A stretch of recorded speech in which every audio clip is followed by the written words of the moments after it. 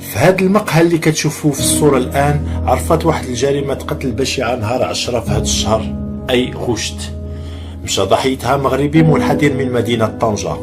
تفاصيل الحديث على حسب ما أكدوا لنا بعض الشهود العيان أنه كان هناك خلاف مادي ما بين الضحية وبعض الألبانيين، والبعض الآخر من الشهود قال أنه اشتباك عادي ابتدأ بمشادات كلامية، وهذا الاشتباك انتج عليه وفاة مغربي مسمى قيد حياته عزيز اللي عمره 39 سنة ومقيم في بروكسل منذ أزيد من 16 سنة، بعد ما تعرض ل 14 طعنة بواسطة سكين من الحجم الكبير على مستوى الظهر والقلب.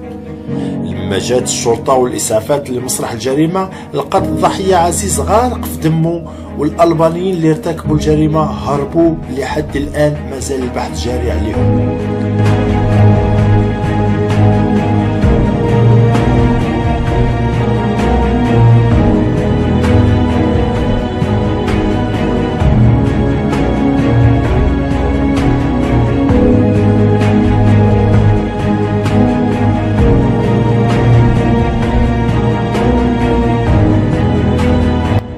المثير في هذه الجريمة أن الضحية كان مسجل لدى السلطات البلجيكية باسم غير اسمه الحقيقي، ولكي يتم تسليم الجثة ديالو خاص من اللازم تحديد الهوية ديالو عن طريق القنصلية المغربية.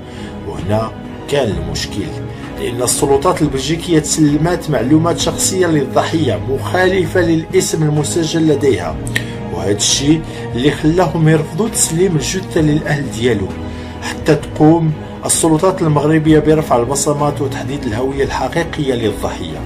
لكن مع الأسف القنصلية المغربية تمطلت في رفع البصمات وما دارش الخدمة ديالها، والسلطات البلجيكية مازال كتسنى القنصلية، ومازال حتى لهذه اللحظة جثة عزيز في مستودع الأموات، وأهل الضحية هما اللي كيتحملوا نتيجة التماطل واللامبالاة ديال القنصلية.